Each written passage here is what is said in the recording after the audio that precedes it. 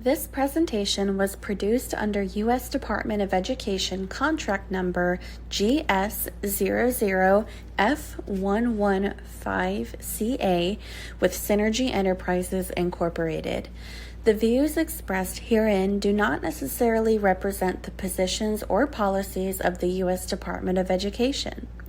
No official endorsement by the U.S. Department of Education of any product, commodity, service, or enterprise mentioned herein is intended or should be inferred. Welcome to the third podcast of the Native American Language Resource Center Summer Series on how to create an immersion school. I am Casey Morgan, and today I'm here with Crystal Redgrave from Fort Peck, who will share her expertise in curriculum development. Welcome, Crystal. So glad you could be with us today. Hi, Casey. Dayawahi. Hello, Casey. I'm glad to be here.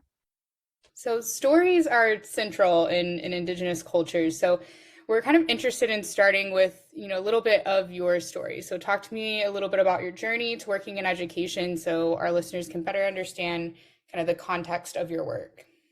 Well, my journey as an educator, I've been working in the field of education for over 20 years, and I've had the fortune to be a elementary classroom teacher, a K-12 teacher, a curriculum director, a superintendent, and a consultant for Native American communities. And I've been able to serve the Dene, the Anishinaabe, the Siksika and Sitdoy, the Absilica, and the Nakona and the Dakota communities. I have experience serving high-density Native American public schools, bureau-regulated schools, tribal schools, and private schools. I have a PhD in curriculum and instruction and a master's degree in instructional design. I have a bachelor's degree in elementary ed and a bachelor's degree in English. These experiences and acquired skills and knowledge over this whole time has been highly beneficial to me to understand and become part of today's Indian education system. Thank you so much for sharing. I think, it's important to kind of start with the story and then also really to center our why, because that often leads our work or drives how we design our work. And so let's kind of move to where you are currently. So what is something that you're working on right now that you're really excited about? Well, currently in partnership with the National Indian Education Association, NIA, we have received an ANA grant, a language grant. And through this grant, I've been able to work towards creating an immersion school for the Nakona. I'm excited to share this process with everyone so far. And how would you say that current work is helping meet the needs of that community? The work that I do is for my community. It is for all my relatives. It's to honor those who have passed and also to provide hope for those who are yet to come. And I would say that my community is boundless. We're not confined to an Indian reservation, but we're Nakona are throughout the world. And my work is on behalf of all Nakona, and I have students in various states and cities and towns all over. So since a lot of the work that we're discussing in this episode is around curriculum development, how have you seen your work in the curriculum development space impact students? I know you mentioned you have students kind of all over that have been a part of your educational experiences. So how have you seen this type of approach to curriculum impact students in a positive way? So the curriculum that I designed, there's two parts. There's one for a student curriculum and one for an adult curriculum. And in both, teaching the students and adults, I've had online teaching and also brick and mortar teaching. I live in Billings, Montana right now. I have a home in Wolf Point on the Fort Peck Reservation, and I go back and forth. So I work in the community right there, hands-on, and I also work online, and I'm able to reach an extensive audience. I've had students, adult and children learners in Florida, California, Washington, state of Montana, South Dakota. It's just been a variety of Nakona people who have joined to participate in this, who have been part of my classes. So specific to kind of what you're sharing today, I know you've developed a curricular model that you've described as being designed to teach educators how to open their hearts and eyes to better serve the students that they teach. And so what really inspired you to develop this model? What inspired me to develop this model? Well, being in education and also just growing up in this education system, I always felt that there was something missing, and it took me years to articulate exactly what was missing. Every day I observed, children and teachers, administrators, support staff, parents, community members, board members, tribal officials, and every kind of stakeholder. And I watched and I observed, I listened, and no matter what, in every position that I held, from a teacher to a superintendent, it just seemed that the Indigenous communities did not fit with the education system. So in 2007, I came to an understanding, and this best can be described through an imagery. Imagine a red circle. Now imagine a blue triangle. Rest that triangle within the circle. The circle represents Indigenous knowledge and the blue represents Western knowledge. The triangle fills only part of that circle. There are 3 semicircles extend beyond the triangle. In 2007, I realized that the limitations of Western knowledge, these are the pieces that are missing. These are the pieces that make us whole. So I started to ask myself, what are these pieces? In surveying the communities, I asked the community members, parents, I asked them, what do you want your children to know and be able to do? And I found that Native Indigenous communities want their children to know their language, and they want their children to be part of the earth, and they want their children to know their relatives. So the language, environment, and relatives are what the missing pieces that make us whole. And so coming to that enlightenment has funneled my way into figuring out, what are those pieces and how do we develop those pieces and how are they integrated into part of our curriculum? Yeah, I love the visual aspect of that. I think that's really helpful. I know so much of a lot of our cultures are very, visually and story oriented, and so that's awesome. I know you speak about the model in depth in session 3 of our series, but just for context here, before we get a little bit more into it, can you give us just a brief overview of the model? The model was, I drafted the model in 2012, and I really literally woke up one morning and I sat at my computer and it was on Keynote, and I put a circle down and I just started filling in colors and putting boxes all around this circle. And it took about 45 minutes to complete, but it was almost like a cathartic moment. It just happened. And that model, again, I put a circle in the center, and I divided that circle into 4 equal parts. And each compartment, I put a color. To the east was the yellow, and to the south was red, to the west was green, and to the north was blue. And these colors, they came to me in a dream when I was 17, and then again in 19. And then when I sat to draw this image, I just put those colors in those quadrants.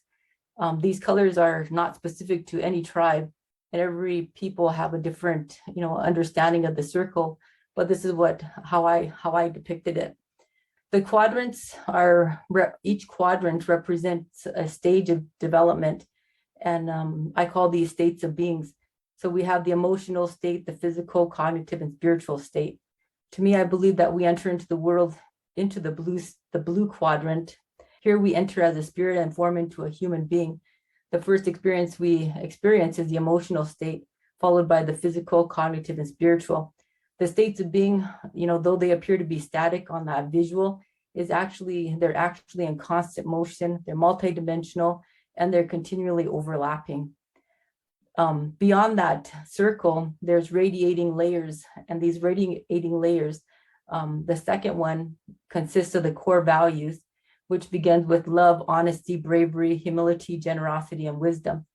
And to me, these are core values that are acquired through life experiences. And when we enter into this world, we choose a family for us to love and to grow up with. And we develop a sense of identity. We develop a sense of right and wrong. And each society defines, describes, and judges what's right and wrong. And this is how our values are determined. So the values are so important, that radiate in the second layer of the circle, because they really tell us how to be. Our values tell us how to be. The third layer is respect, and this also is a virtue or value. I broke respect down into 4 different aspects. First, to respect your family, respect ourselves, respect our relatives, and respect all that exists. to me, respect is all encompassing. All the values, again, teach us and tell us how to be and how to relate to each other. The fourth radiating layer around the circle has to do with the types of minds that I would hope that we as Indigenous people create. We have sustained for millenniums and we are going to continue, but we need to make sure that we have to continue teaching our children to have creativity, to be communicative, to be able to collaborate. The fourth radiating layer represents the types of mind. The upper blue quadrant, the creative mind, is positioned. Creativity to me is the highest form of thinking. When we think beyond the scope of what exists, that is to create something new. And to me, that's an amazing undertaking. The model fosters a creative mind. It also fosters a collaborative mind. I believe we have to work together and help each other. When we do this, everyone benefits. The next is a communicative mind. In the dual world, both Indigenous and Western world, we must effectively communicate in both systems. This involves speaking, listening, reading, writing in multiple languages. And finally, the thinking mind must be fostered. Our minds are made to think. All these skills are necessary for mind development. The fifth layer is how we come to care. We come into this world again and we are taken care of. And as we grow, we take care of ourselves. As we move on, we learn to take care of others. And finally, we learn to take care of all that exists. These are monumental stages of life. And then finally, the last layer is framed around values, culture, knowledge, and belief. These four facets hold everything within the circle. It's how we describe our world and how we define our roles and responsibilities for ourselves and each other. It's how we communicate and live together. And all of this is influenced by our values, cultures, ways of knowing, and knowledge. This model, I sat down and I don't know what came over me, but in 45 minutes, to me, I felt when I had it all down on paper, I felt like I figured something out. And from that day, I just felt like every work that I did in education had to align to that belief system, that philosophy. I love the idea of layers. I love how you thought about the different kind of ways that we exist. That's a really beautiful way to describe that, I think. And so thank you for that overview. As you thought about, you talked a lot about the structure of your model and like those layers, the quadrants. So as you thought about how to structure your model, were you influenced by any other programs or models, or maybe any particular existing cultural understandings? Well, that morning, I don't think I was influenced by any other models at that moment, but, I drew from all the knowledge and understandings of everything before that. In reflection, each of those components, when I really drill down to and I do a whole presentation of it, each of those components tied to some sort of experience I had or something I have observed or read or learned about. I can't say it was all brand new information because it's tied to everybody else, and that knowledge, that is not just mine, but it belongs to everyone. Can you think of maybe a specific example of an experience or something that's tied to one of those things? So the value of bravery was, to me, I put into that lower quadrant on the right side, and that was positioned there because in a school system of K-12, bravery in that area, in that particular quadrant, is about the third, fourth, fifth grade. As a little girl, I was raised by my grandmother, and I loved her and she loved me, but she passed away. And I was forced to grow up really quick. And within a year, I assumed responsibilities far greater than my peers. That was my experience. I noticed wasn't isolated. Instead, as a teacher and administrator that I served, many of the children that were in the schools were being raised by their grandchildren.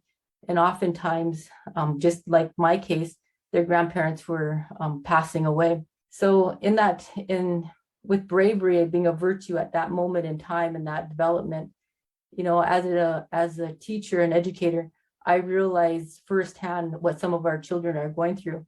And our curriculum has to embrace, and support those moments of development for our students. We have to first recognize it.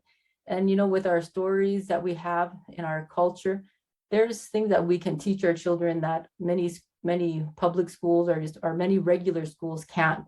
again, each one of those values, each one of those boxes are linked to a story that lies behind each position. So your model has, there's a lot to it. There's a lot of things that it takes into consideration and responds to. And so how long did your development process take from start to finish? I know you sat down and made that initial model in 45 minutes. And then from that point, really fleshing it out, how long did that process take you? The full components, like I said, was a lifelong experience, again, from my personal experiences and then also myself as a teacher. I can say even I drew from my experience being a mother. I have 5 children. I got to see firsthand their development.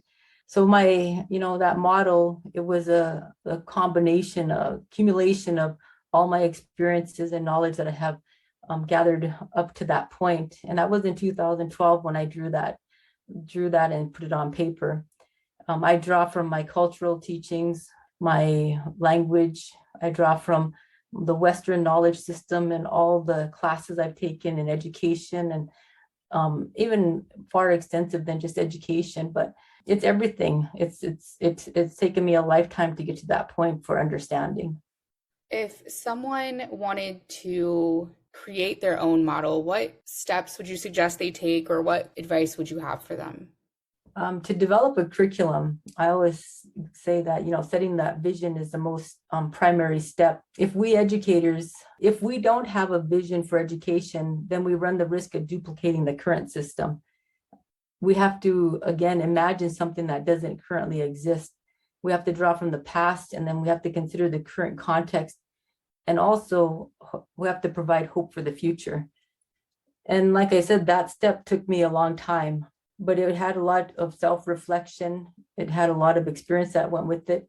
But our community members, I'm quite sure there's many people who are at that point that have that understanding within their communities. The second step is to set the aim of education. Because the vision is so vast and expansive, it would take multiple generations to teach and learn everything in that vision. And therefore, we as educators have to set the aim. The aim has to be narrow and it has to be focused. We have to consider, again, what we want our children to know and be able to do.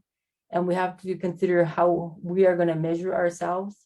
We have to consider the structural limitations and the opportunities that we may have.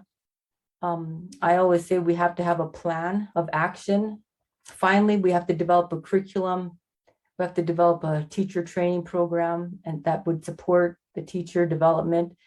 We'd have to develop a repository for key knowledge that's accessible to community members. And then we have to really develop a school that is fundamentally different from one that exists right now. Yeah, thank you. I think that kind of summary of steps is helpful to, envision how someone might approach that. I think, something that has been striking as I've learned more about your model is the relevancy that is woven through, every piece of it, throughout the process, the materials, the assessments that you've shared with us. And so I kind of want to broaden that idea of relevancy for our listeners because it's so important for our kids. And so what suggestions would you have for ensuring relevancy in things like materials and assessments? Well, every group of people, we have a uniqueness. And what makes us unique is where we're from, our environment. When I was down in the Tonawattam Nation, the mountains, the cactus, the heat, even the salt, that shaped their identity and their culture. And then when I was over in Anishinaabe country, they had wild rice and they had humidity and they had these tall trees. That shaped who they were as a people. Coming back home, on the plains, we have the full sky and the sun. We have the buffalo, we have our Wamagishka, we have the animals. That shapes our identity. And so weaving those into our curriculum, drawing from what's around us, and putting that in our curriculum, making it relevant for our learners so that they become ecologically skilled and knowledgeable about their environment, I think is so important. I believe we are shaped by our environment, and it's important that we engage with our environment and we become part of it. The contents of that curriculum whatever it is should align to our environment, our place where we live and where we come from.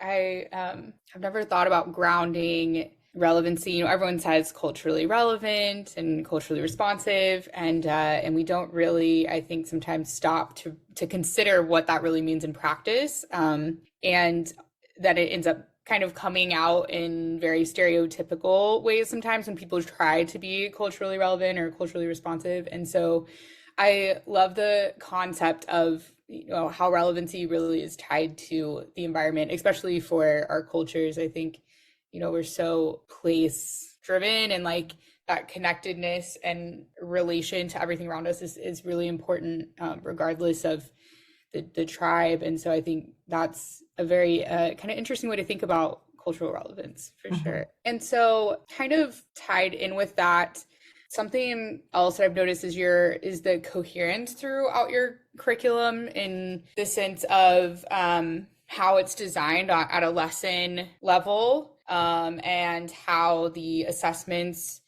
reinforce what is important in the language. I know you use a lot of audio, for instance. There's a lot of story that I saw, in the materials and things. And so how can someone make sure that their curriculum has that kind of a flow and a cohesion amongst the different parts that makes sense?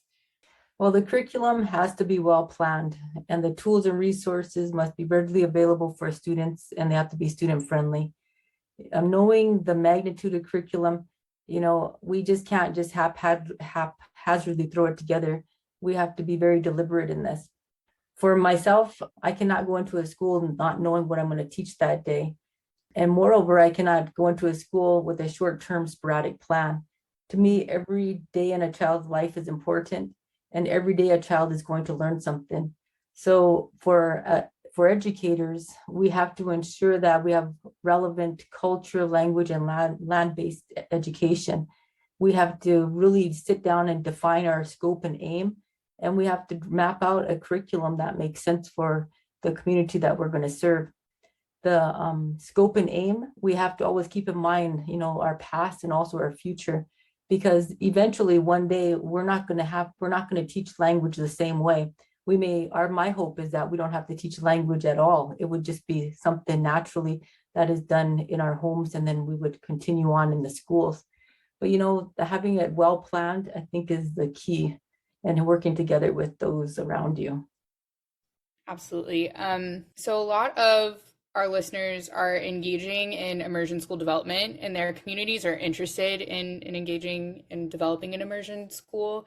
And so we've noticed there's kind of two different, I guess, groups or two different approaches to curriculum in those schools, or in the development of those schools.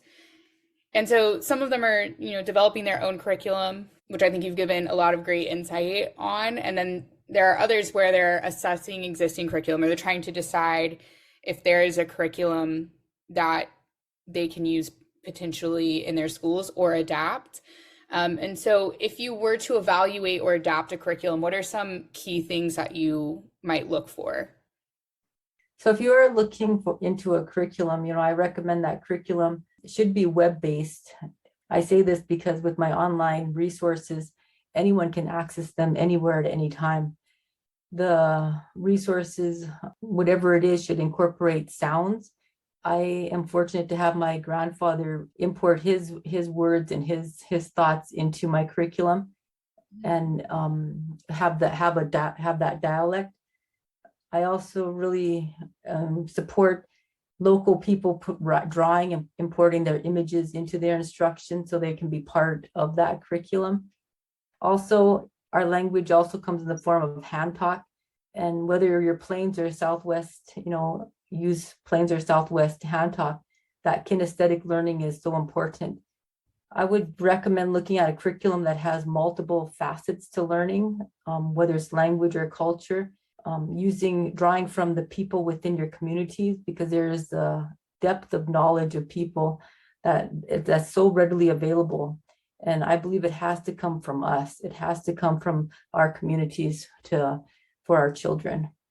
So something in what you just said really struck me. So a lot of what you said involves, including other people and really using the resources that you have around you or have in your community, and finding those people and those voices that you can magnify through this process. And so as you were developing, I know you mentioned your grandfather.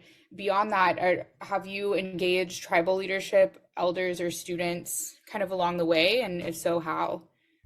Over the years, I have always kept my tribal board members informed of what I'm doing. I presented several times, almost annually to them in some capacity or another. I've kept my tribal community college abreast of everything as well. I keep I keep the public schools in the local area informed. I always keep in contact with my state legislation representatives. And I also work with the state education department at the state level. So, thinking of all those components, I think those are all important. But I've also worked at the community level, and I've had community meetings in Wool Point, and I was able to, gather information and also present information. Really great discussions right there in the community. And I've taught classes in the communities at the community halls for both adults and children. And I've also worked for the schools, inside the schools, for the last 4 years as a consultant. Engaging with the community is so important. Every person I talk to, I ask them questions. I try to get information. I ask them for feedback. I'm always trying to get information to make, my curriculum more receptive and more aligned to the needs of the community. So that's what I have done. That's fabulous. I think there's such an interest in really engaging the community in this work, especially around language. And another component of that, or something that has come up a lot through this series, is an interest in, what does a community do if they don't have a lot of fluent speakers, in terms of, if I'm trying to teach the language to students, or I'm trying to pass the language down, sometimes that can be a barrier in terms of having enough language teachers, or having students exposed to it outside of the classroom or in their homes. And so what are some ideas you have around increasing that language knowledge in the community in general to kind of better support immersion programs? Yeah, well, there's a couple parts here. At the teacher level with the curriculum for students, I'm working with the cohorts of teachers. I think there's almost 40 who are enrolled in the learning Assiniboine over the last 2 years. And my hope is that they become language teachers. But at the same time, my student curriculum, I have developed that student curriculum with sound, so that a teacher who may not know the language so fluently or may need support, they can click on the sound right there, and they can be actively learning the language, at their level with the students. We have a problem, many tribes do, with having language teachers. But I think that's one of the pitfalls I plan for, and that's one of the reasons I put so much sound into my lessons. And the second part is, once a immersion school is created, the parents who enroll their students into the school, it will be expected that they would also learn the language in a family setting, in a school, with, at the same time, their children are learning. So it's more of a community effort, is what I'm hoping and planning for. It's not just an isolated student, but rather it's wrapping all the family members together and being able to learn and speak the language together, so it becomes really authentic. There's a really interesting opportunity there, I think, to connect schools to their communities better. I know in the sort of traditional public schools that I've been in, that's been something as a school founder and principal where it always felt like the school was very isolated or separate from the community, and not really connected into what's going on. So I think when you mentioned that, really making it a family thing as far as learning the language and being immersed in the language, I think that's a big area of opportunity in our education system. So I think you've given us a lot to consider today, and we're very grateful for your expertise. And so, kind of as we wrap up our conversation, I'd like to talk through some reflections. And I think that that reflection is so important sometimes to really learn from each other. So reflecting on the development of your model, what has been your proudest moment? My proudest moment is actually when I see a student, when they become aware that they learned something. Mhm. That is that aha moment. It's when I ask the students to say in Assiniboine, did you see that horse last night? And they reply, ha hebije ha shungatang naga. That makes me proud. That truly makes me proud when I have a student be able to know and say what and reply in Assiniboine. Absolutely. I love that. Those light bulb moments are the best as a teacher, especially with our languages, seeing that there are more people that hopefully will be able to pass down, like you said, in the home and having it be a part of kind of a natural development. Absolutely. And so on the other end, what was your greatest challenge in developing the model and how did you overcome that? I'd say the greatest obstacle has been myself because I work and I work and I think and I think, I write, I research and I search some more. And sometimes I feel like I'm making no change and no impact. Um, and it takes great effort some days just to continue the work. But to help myself, what I do is before I go to bed at night, I always tell myself by the end of tomorrow, no matter what, I'm going to complete, and whatever it is, I'm going to complete. I say it, and that makes when I say it, then I do it. That's what I guess that to me had been my greatest obstacle. I love that. I'm gonna steal that for myself because if someone asked me what my greatest obstacle was, I probably would say the same thing. I'm very much so the same way. I'm like, no, it's not. It's just not quite perfect enough yet. It's not quite right. I still want to think about it. I still want to search. So super relatable. Definitely stealing that. Um, widening that reflection, what are some pitfalls in general do you think people who, when they're designing curriculum, what are some pitfalls that you think people could fall into that you might caution against? Okay, so the greatest pitfall that I think anyone could fall into is replicating the Western education system. Mhm. We have to again realize the differences between our Indigenous system with the Western system, and they're so vastly different. We have to do something fundamentally different. So the question we have is, what do we do? And that again goes with a lot of thought, envisioning, planning, thinking, working together. Both systems have the same outcome. We want our children to learn, but really we have to really think about what is the outcome. If we do exactly what the Western system has already created, then we're just going to duplicate it and we'll get the same result. And for Mhm. myself, I hope to do something different. Like I said, in 150 years from now, I believe that the Indigenous people will be speaking their language and they don't no longer need a curriculum to teach them the language. So, that's the pitfall is we have to do it ourselves from within ourselves, and we have to draw from our prior historical knowledge. Wow, so this has been a thoughtful and inspiring conversation. Wado, for taking the time out to speak with us. Thank you. So as we close, are there any final thoughts you'd like to share? Well, nakona winshacha game to wachina hinkna, nakona iabi to wachina, nakona jamacha. I love my culture, I love my language, and I am Nakona. So Pinamaya, thank you. Awesome. Thank you again, Crystal. And to our listeners, keep an eye out for our next podcast, which will feature a discussion on professional development.